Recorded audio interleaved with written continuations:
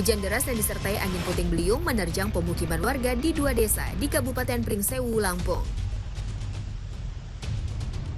Angin kencang ini merusak atap rumah warga hingga merobohkan pohon dan menimpa rumah warga.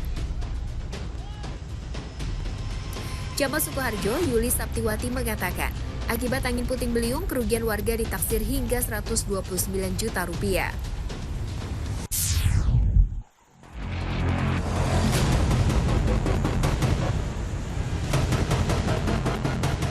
Sementara hujan es disertai angin kencang juga memporak-poranda bangunan milik warga di sejumlah titik di Kabupaten Nganjuk. Hujan es yang datang tiba-tiba disertai dengan angin kencang menyebabkan atap-atap rumah dan beberapa bangunan ruko rusak.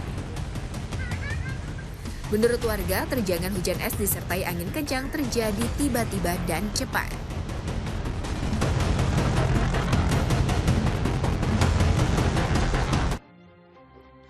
Assalamualaikum pemirsa, apa kabar Anda? Semoga sehat selalu ya. Sebelum kita mulai aktivitas hari ini, kita update dulu seputar informasi menarik agar pagi Anda lebih berisi. Bersama saya Doni Permana, inilah Cakrawala selengkapnya.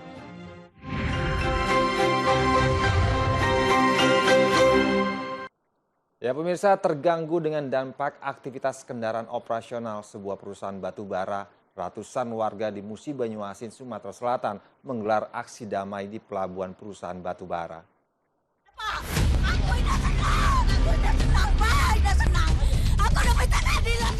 Warga menuntut pihak perusahaan agar aktivitas kendaraan yang menimbulkan debu di sepanjang jalan untuk segera diatasi.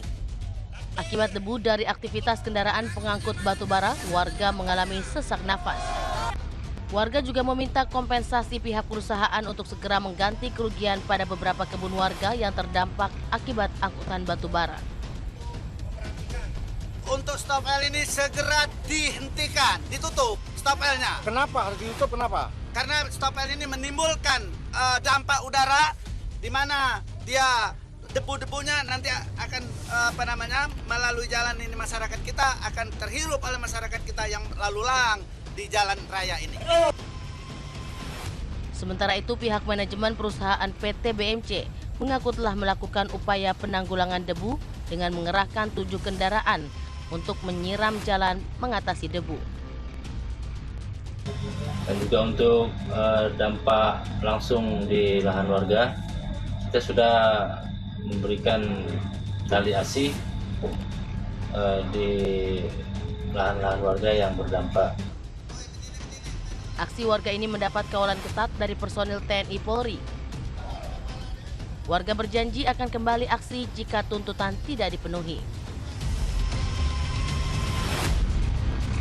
Pemirsa, seorang balita ditemukan tewas mengapung di sebuah parit di Kabupaten Deli Serdang, Sumatera Utara. Balita malang tersebut diduga dibunuh ibu kandungnya lantaran kesal tidak diberi nafkah oleh sang suami.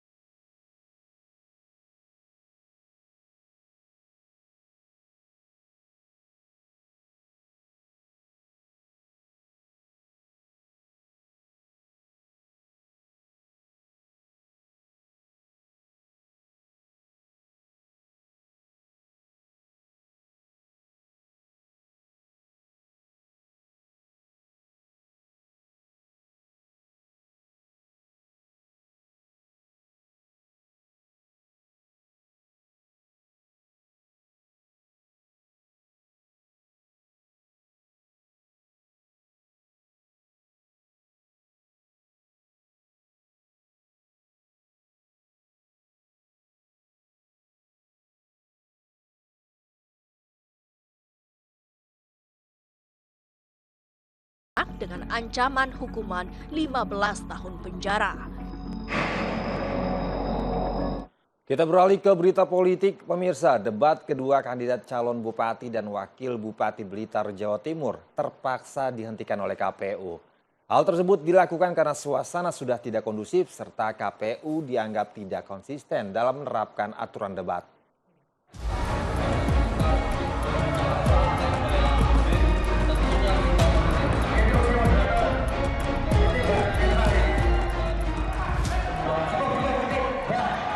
Pasangan calon Bupati Blitar nomor urut 1 melakukan walkout saat debat kedua Pilkada Kabupaten Blitar, Jawa Timur.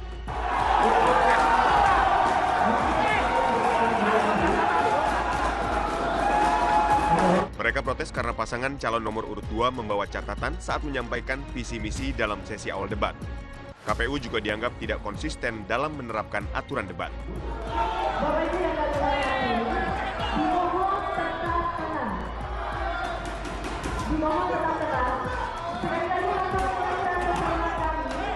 Karena suasana tidak kondusif, debat kandidat calon bupati terpaksa dihentikan. Hal ini dilakukan untuk menghindari kericuhan di dalam ruangan debat.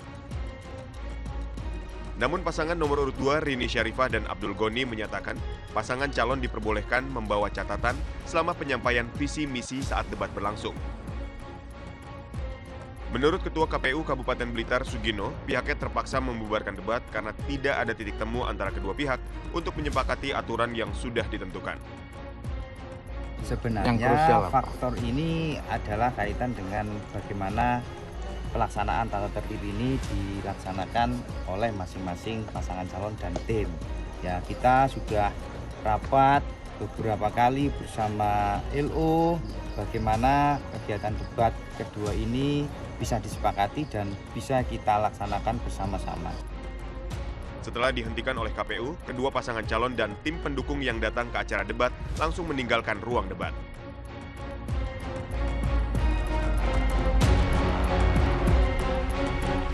Pemirsa, ketiga calon gubernur Jakarta terus gencar melakukan kegiatan kampanye guna menarik simpati warga Jakarta. Sejumlah agenda dilakukan mulai dari bertemu warga hingga berbelanja masalah.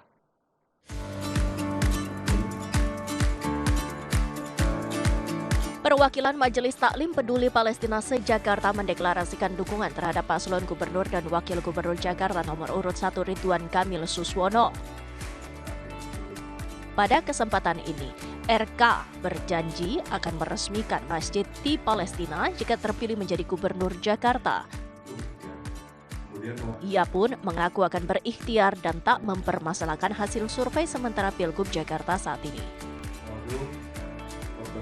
Nah, kemudian para ustazah peduli Palestina ini juga sudah deklarasi.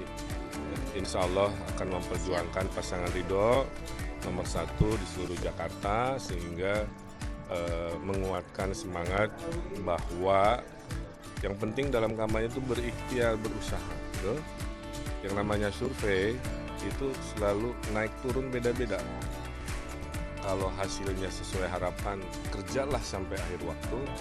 Kalau belum sesuai harapan, apalagi kerjanya double-double. Calon Gubernur Jakarta nomor urut 2 Dharma Pongrekun belusukan ke daerah Pasar Minggu, Jakarta Selatan. Meski sempat diguyur hujan, calon gubernur Jakarta jalur independen itu senantiasa bercengkerama dengan ibu-ibu dan mendengarkan suara warga Jakarta Selatan. Ia berjanji akan mengembangkan perekonomian warga Jakarta dengan program ekonomi adab sehingga warga dapat menggunakannya sebagai modal UMKM. Ya, kami bersyukur ya, ini walaupun hujan-hujan, warga tetap antusias, kami bersama-sama dengan warga. Dan tadi pada saat kami baru datang, kami berbincang-bincang dengan warga dan ada satu ibu yang saya anggap cukup cerdas. Beliau mampu melihat persoalan yang dibutuhkan rakyat. Mereka tidak butuh bangunan yang indah-indah. Mereka tidak butuh program yang muluk-muluk. Mereka tidak butuh pemandangan yang kelihatan indah. Tapi rakyatnya, perutnya lapar. Jadi yang beliau sampaikan kepada saya, tolong perhatikan perut rakyat. Sementara calon gubernur Jakarta nomor urut 3 Pramono Anung menghadiri agenda gotong royong kerja bakti di salah satu stadion bersejarah di Jakarta, Stadion VIJ Petojo, Cideng, Jakarta Pusat pagi tadi. Dalam kunjungannya, Pramono mencatat seluruh keluhan dari pihak stadion dan warga sekitar, di antaranya masalah air, parkiran, dan pembaharuan gedung. Pramono mengatakan bila hal-hal tersebut bisa diperbaiki, bukan tidak mungkin Stadion VIJ menjadi salah satu base latihan dari Persija. Yang pertama untuk Pak Asma. Jadi saya kalau dapat amanah jadi Gubernur Jakarta, salah satu yang segera saya selesaikan adalah VIJ Petojo. Karena ini adalah cikal bakal Persija yang pada waktu itu diinisiasi oleh Muhammad Husni Tamrin. Sehingga ini menjadi sejarah, mudah-mudahan bisa diperbaiki. Problem utamanya di sini airnya kalau hujan nggak keluar. Kalau itu bisa dilakukan maka bisa menjadi base camp-nya Persija. Ketika calon gubernur dan wakil gubernur Jakarta masih dapat melakukan pelaksanaan kampanye hingga tanggal 23 November mendatang sesuai dengan tahapan dan pemilihan tahun 2024 yang diatur Komisi Pemilihan Umum.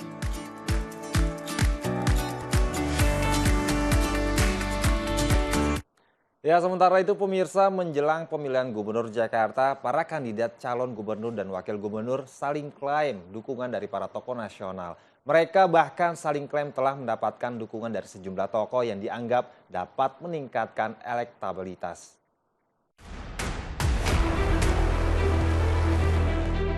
Mendekati hari pencoblosan Pilkada Jakarta 2024, manuver para paslon gubernur dan wakil gubernur Jakarta semakin gencar dikerahkan.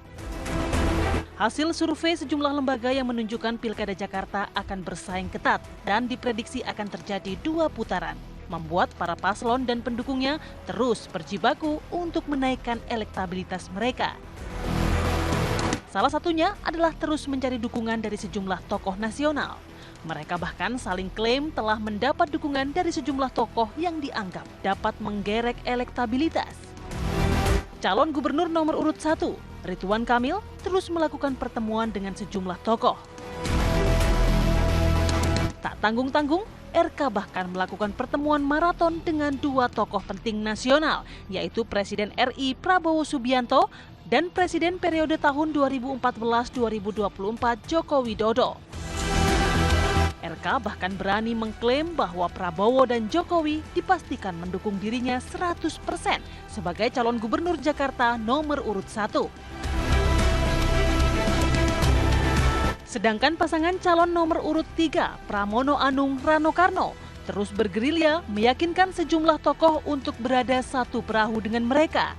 Meski telah mengantongi dukungan dari mantan gubernur DKI Basuki Cahayapurnama, Pramono Rano terus mencari dukungan dari sejumlah tokoh nasional. Salah satunya adalah mantan gubernur DKI Anies Baswedan. Di sejumlah kesempatan, Rano bahkan meyakini meski tidak secara gamblang, Anies mendukung Pramono Rano. Namun Rano mengklaim para pendukung Anies saat ini berada di posisi mereka. Lantas, benarkah mendapat endorsement dari nama besar tokoh nasional bisa menaikkan elektabilitas? Atau sejatinya rakyat semakin cerdas? Calon pemimpin Jakarta yang akan mereka pilih adalah yang benar-benar dekat di hati mereka.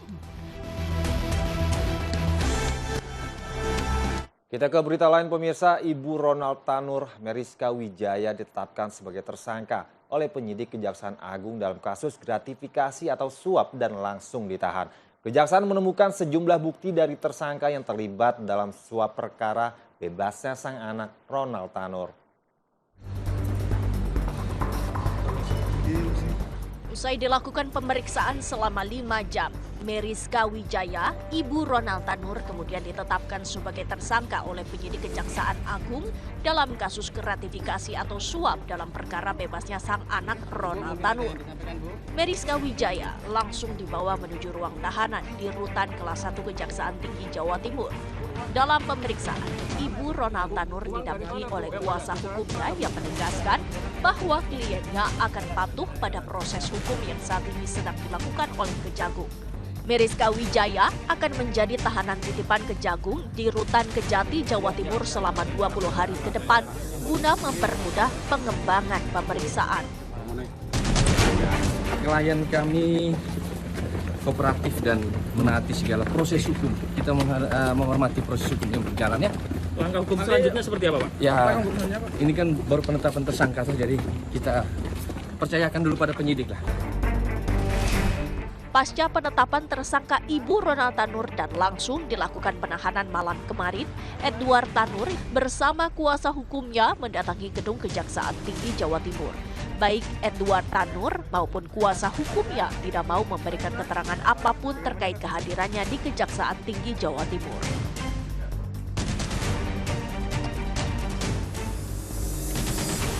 Terima kasih Anda masih setia menyaksikan Cakrawala bersama saya Doni Permana.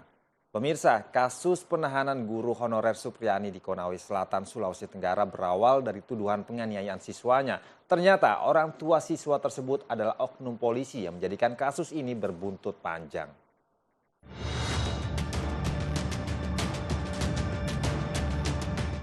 Guru honorer dari SD Negeri 4 Baitu, Konawe Selatan, Sulawesi Tenggara menjadi viral lantaran didakwa melakukan penganiayaan terhadap muridnya sendiri yang ternyata anak oknum polisi. Padahal Supriyani sudah bersikukuh tidak melakukan penganiayaan yang menyebabkan muridnya terluka pada 24 April 2024. Atas tuduhan tersebut, Supriyani dan kuasa hukumnya sempat merasa keberatan. Ibu tidak mengaku dengan perbuatan itu, Bu? Tidak, Pak. Tidak. Bu, sudah berapa tahun Bu Ibu di situ? Di mengajar di situ? Masa honor sudah 15 tahun, masuk 16. Selama ini memang tidak ada begitu? Tidak ada masalah. Tidak pernah. Ibu memang tidak tahu kalau mau ditahan ya Bu ya? Sudah berapa hari Ibu ditahan di sini Bu? 1 minggu. Sudah 1 minggu ya Bu? Kasus ini pun sudah dimediasi sebanyak 5 kali sebelum proses penyelidikan dilakukan, namun tidak juga tercapai.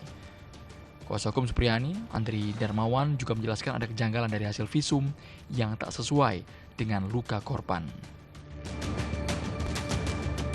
Perlu kami tegaskan bahwa dari awal Ibu Supriyani tidak pernah mengakui telah melakukan penganiayaan. Nah, kalau kita membaca dakwaan jaksa mengatakan bahwa Ibu Supriyani memukul anak tersebut dengan gagang sapu sebanyak 1 kali.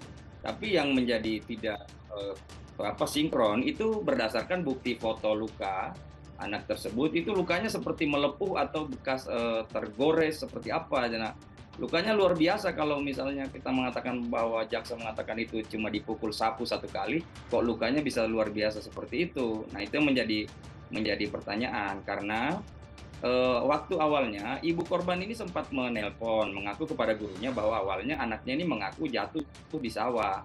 Nah, tapi kemudian katanya setelah didesak oleh bapaknya, anak ini membuat pengakuan bahwa dia dipukul oleh Ibu Supriyani.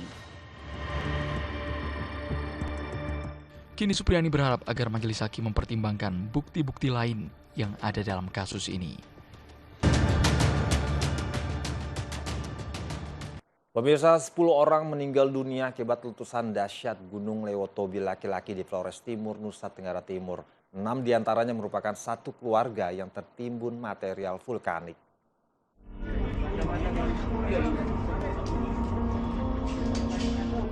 Proses evakuasi korban tewas akibat erupsi Gunung Lewotobi laki-laki dilakukan petugas gabungan TNI, Polri, BPBD, dan Tagana.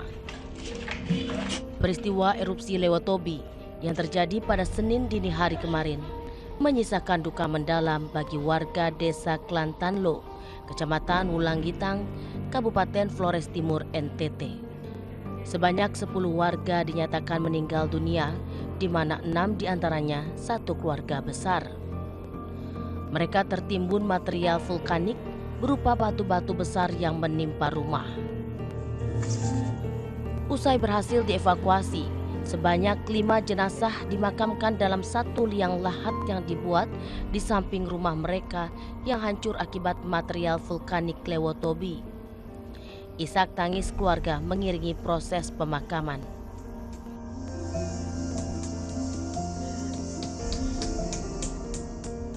Kelima korban dimakamkan di zona merah atas dasar permintaan keluarga.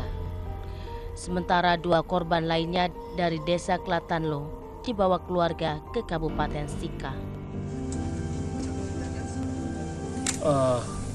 duanya dari keluarga atas kesepakatan keluarga dibawa ke Maumere, di perbatasan Maumere.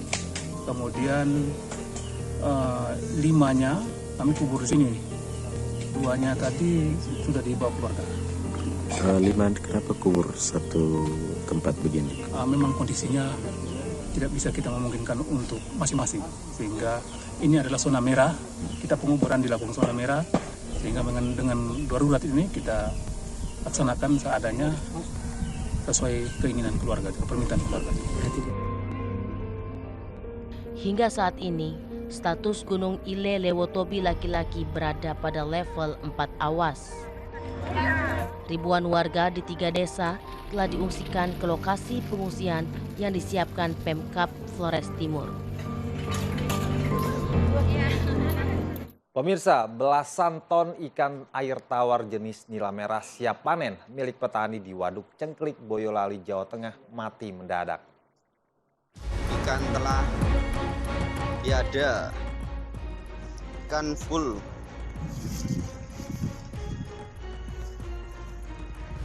Inilah video amatir warga saat mengetahui ikan-ikan di karamba di Waduk Cengklik, Desa Sobokerto, Kecamatan Ngemplak, Kabupaten Boyolali mati mendadak.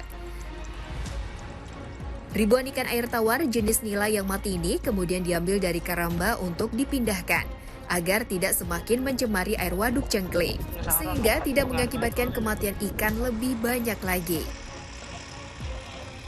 Peristiwa matinya ribuan ikan diyakini disebabkan cuaca ekstrim yang melanda dalam beberapa hari terakhir.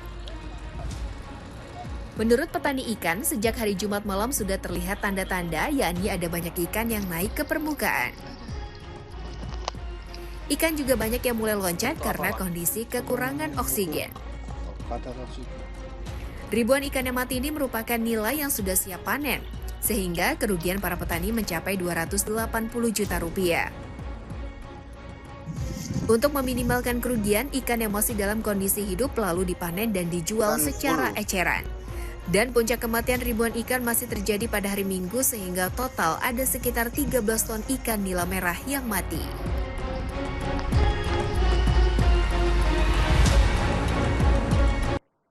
Pemirsa, menantang adrenalin dengan mengendarai mobil off-road menyusuri hutan belantara dan sungai di kaki Gunung Semeru menjadi daya tawar wisata Jungle and River Tour Grojogan Sewu Semeru Lumajang. Bagaimana sensasinya? Berikut liputannya untuk Anda. Dan berita ini sekaligus menutup perjumpaan kita pagi ini. Saya Doni Permana pamit undur diri. Tetap semangat dan wassalamualaikum.